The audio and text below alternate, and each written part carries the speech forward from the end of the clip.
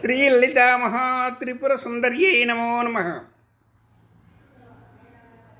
సింధూరారుణ విగ్రహాం త్రినయనాం మాణిక్యమౌళిస్ఫురత్తారానాయక శేఖరాం స్మితముఖీమాపేన వక్షోరుహాం పాణిభ్యామణిపూర్ణరత్నచషకం రక్తోత్పలం బిభ్రతీం సౌమ్యాం రత్నఘటస్థరక్తచరణాం ధ్యాయేత్ పరామంబికాం. శ్రీరస్తు.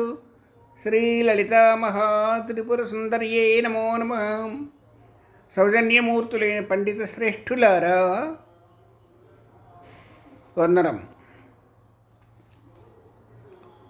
నేను ఒక ప్రశ్న, చాలా ప్రశ్నలు వేశాను, కొన్ని వందల కొలది ప్రశ్నలు వేశాను. వ్యాకరణాంశాలలో కానీ, కావ్య అర్థ అలంకారాలలో కానీ, సాహిత్యంలో కానీ చాలా ప్రశ్నలు వేశాను. సమాధానం తిరిగి పొందలేకపోయాను. అదొకటి నా దురదృష్టం. అందులో ఒకటి అడుగుతున్నాను, సాధారణమైనటువంటి విషయం అడుగుతున్నాను. అది ఏమిటంటే, శకటరేఫ ఉంది కదా, శకటరేఫ బండిరా. ఈ బండిరా మన ప్రాచీన గ్రంథాలలో విరివిగా వాడబడింది. అది లేనిదే లిపియే లేదు అన్నంతగా వాడబడింది. అటువంటి శకటరేఫ వర్ణమాల, బాలవ్యాకరణంలోని వర్ణమాలలో కానీ, ఆంధ్ర శబ్ద చింతామణి అయినటువంటి నన్నయ్య సూర్యదాస్ ఆంధ్ర శబ్ద చింతామణిలో కానీ, అథర్వణ కారికావళిలో కానీ ఈ బండిరా ఎందుకు వ్రాయబడలేదు? ఇది నా ప్రశ్న. లేదు, తెలుగునకు వర్ణములు 36 అని చిన్నయ్య సూరి అన్నాడే కానీ ఆ 36 వర్ణాలలో ఈ శకటరేఫ లేదు. కారణమేమి? ఈ ప్రశ్న ప్రతి పండితునకు కలిగి ఉండవలే, కానీ కలుగలేదు. అది ఏమో నాకు అర్థం కావడం లేదు. అది సరే, అమ్మ అనుగ్రహం చేత మాకు ఆ ప్రశ్న కలిగింది. ప్రశ్న కలిగిన వెంటనే సమాధానం కూడా మాకు అది అందింది. ఆ సమాధానాన్ని వెంటనే చాలాసార్లు విసుగొచ్చేలాగా దాని వాచక రూపంగా నేను వ్రాశాను. ఈ కారణం చేత శకటరేఫ వ్రాయబడలేదు అని రాశాను. అంతేకాకుండా నేను ఒక అలంకార గ్రంథం రాశాను, సశాస్త్రీయ అలంకార గ్రంథం, కావ్యార్థ అలంకార గ్రంథం. అందులో శబ్ద అలంకారాలు ఉన్నాయి, అర్థాలంకారాలు ఉన్నాయి, సంక్లిష్ట వ్యాకరణాంశాలు ఉన్నాయి. బాలవ్యాకరణలో ఏవైతే కొరుకుడు పడవో ఆ అంశాలు కూడా నేను అందులో పొందుపరిచాను. వాటిల్లో కానీ చదివి ఈ ప్రాథమికమైనటువంటి విషయాలను గురించి తెలుసుకోవడం మన బాధ్యత కదా. తెలుసుకొని తీరాలి. అడిగేవారెవరు అనేటువంటి భావన తప్పది. అలా కాకుండా మీరు చదువుకొని బండిరా ఎందుకు రాయలేదు కనుక్కోండి. ఒకటి, చాలామంది ఏమంటారంటే, ఇదేంటి రమణ సార్, బండిరా ఇంకెక్కడ ఉంది, ఎవరు రాస్తున్నారు బండిరా? నేననేది ఎవరు రాస్తున్నారని కాదు, పురాతన గ్రంథాలలో ఎన్నో విధాలుగా రాయబడింది కదా. ఆ పురాతన గ్రంథమైనటువంటి వ్యాకరణ శాస్త్రంలో ఎందుకు రాయబడలేదని నా ప్రశ్న. ఇప్పుడు ఎవరు రాయడం లేదంటే దానికి నేనేం చేయను, ఎవరేం చేయగలరు? అంత మాత్రాన్ని చిన్నయ్య సూరి ముందుగానే భవిష్యత్తు దర్శించి తర్వాత కొన్ని వందల ఏండ్లకు ఈ శకటరేఫ కనపడకుండా మాయమైపోతుందనే ఉద్దేశంతో రాయలేదా? కాబట్టి అది కాదు. ఎందుకు రాయలేదు చెప్పండి. దీనికి మార్గం చెప్తున్నాను. నా సాహిత్యంలో, నా వాచకాలలో ఉంది, టెక్స్ట్ బుక్లో ఉంది. ఆ టెక్స్ట్ బుక్స్ కూడా నేను కేవలం ఉపాధ్యాయులకు, అది విజ్ఞాన సముపార్జన కొరకు మాత్రం రాసిందే కానీ ధన సంపాదన కొరకు కాదు. ఒక పైసా కూడా దానివల్ల నేను తీసుకోలేదు. అంత మహా పుణ్యకార్యానికి ఖర్చు పెట్టాను. ఆ రిసిప్ట్స్ కూడా వాళ్ళకి పంపినాను. కాబట్టి నాకు ఎప్పటికైనా కూడా నాకు ధనం మీద వ్యామోహం అనేది అది ఎందుకో లేదు. నాకు అర్థం నాకు అవసరం లేదు కూడా, నాకు అవసరం లేదు. అందువల్ల మీరు అలా తెలుసుకోండి. ఇది ఒకటేగా చాలా ఉన్నాయి. ఉదాహరణకి ఏమ్యాది సంధిలో కీషష్టి అనే ఉంది. అంటే హరికిన్ ప్లస్ ఇచ్చే, హరికిచ్చే, హరికిని ఇచ్చే అని కదా ఉంది కదా. ఏమ్యాదులన్నీ కళలు, కానీ కీషష్టి ఏమో ధృత ప్రకృతికం. కళలలో ధృత ప్రకృతికం ఎందుకు ఉంచారు? ఇటువంటి కొన్ని వందల వేల కొలది ప్రశ్నలు వేశాను. ఆ ప్రశ్నలన్నింటికీ సమాధానం చెప్పాను కాబట్టి మీరు ఏదో విధంగా వాటిని సంపాదించుకొని మీరు ఆ విధంగా గొప్పవాళ్ళు కావాలన్న ఉద్దేశం ఒకటి. తర్వాత ఇంకో విషయం, చాలా ఆశ్చర్యకరమైన విషయం ఇంకోటి చెప్తాను. అది ఏమిటంటే సంధి. అంటే ఆలలో ఆ అనేటువంటి అక్షరం ఎంత ప్రధానమైందో, అంటే ప్రథమంగా గుర్తింపబడిందో, ఆ విధంగా సంధి కూడా అంతే కదా. సంధి అంటే అందరం కూడా, నేను నాతో సహా ప్రతి ఒక్కరు కూడా ఏమన్నారు, పూర్వ పర స్వరములకు పరస్వరము ఏకాదేశమగుట సంధి అన్నాం.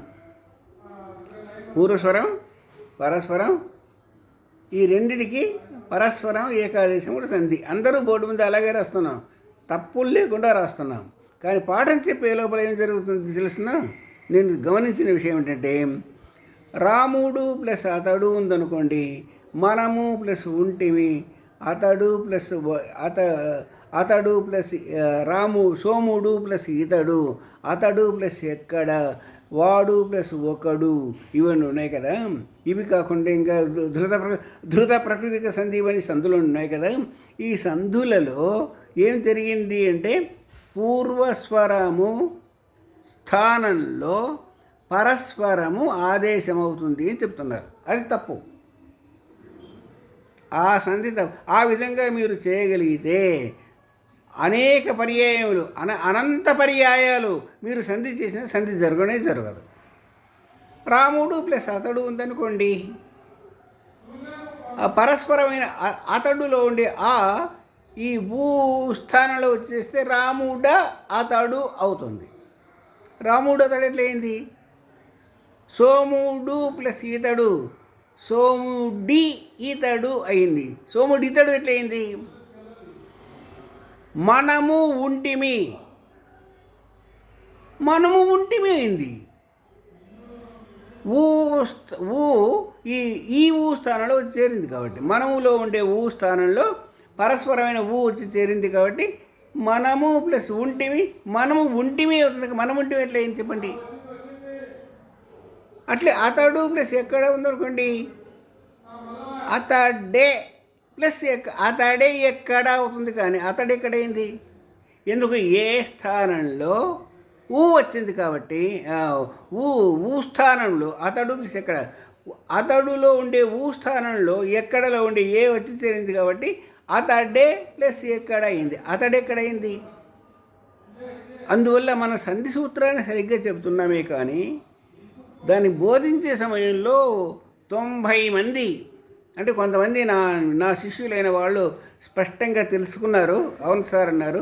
అటువంటి వాళ్ళు తప్ప, వాళ్ళు ఇంకా కొంతమంది పెద్దలు నాకంటే గొప్ప వాళ్ళు ఉన్నారేమో, వాళ్ళు తప్ప మిగతా వాళ్ళందరూ కూడా ఏం చేస్తున్నారంటే పరస్పరము పూర్వస్వరానికి ఆదేశం అవుతుంది అని చెప్తున్నారు.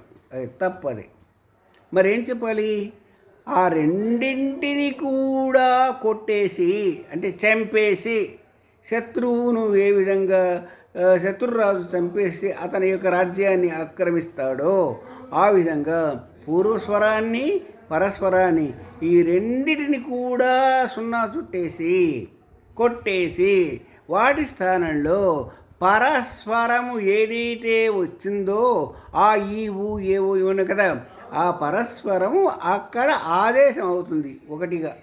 ఒకటే ఆ రెండింటి స్థానంలో ఒకటే. అప్పుడు అతడు ప్లస్ అతడులో ఉండే ఊ పోయింది, ఎక్కడలో ఉండే ఏ పోయింది. అప్పుడు అతడ్ కడ అయింది. ఈ రెండింటి స్థానంలో పరస్పరం ఏ వచ్చింది, అతడు ఎక్కడ అయింది. అందువల్ల పూర్వ పరస్పరములకు ఆదేశం అవుతుంది కానీ పూర్వ పరస్పరములకు పరస్పరం ఆదేశం అవుతుంది కానీ పరస్పరము పూర్వస్వరమునకు ఆదేశమవుతుంది అనడం తప్పు. ఇది మొట్టమొదటి సూత్రం కదండి. ఇంక ఈ విధంగానే చాలా ఉన్నాయి. ఈ మధ్య కొత్త సూత్రాలు కనిపెడుతున్నారు.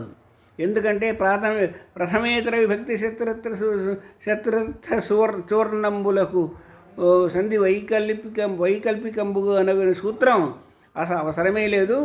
ఉత్వ సంధిలోనే నిత్య వైకల్పిక సంధి అంటే బాగుంటుంది అని అన్నాడు ఒక పెద్ద మనుషులండి. చాలా పెద్ద మనిషి. అతను గట్లు ఉండాలి చెప్పడానికి నాలాగా అని కూడా అంటుంటాడు. నిత్య వైకల్పిక సందేట అటువంటి వానికి బాగా సమాధానాలు చెప్పాను, కానీ సమాధానాలు కూడా చదివి అర్థం చేసుకునే శక్తి అతనికి ఉండదు. అలా కాకుండా వీలైనంత వరకు మనకు శక్తి ఉన్నంత వరకు సరళంగా అయినా సరే ఉన్నట్లుగా నేర్చుకునే ఆ విధంగా మన విద్యార్థుల భావి అభివృద్ధికి మనం పాటుపడదామని మనస్ఫూర్తిగా ఆకాంక్షిస్తూ శ్రీలలితా మహా త్రిపుర సుందర్యే నమో నమః.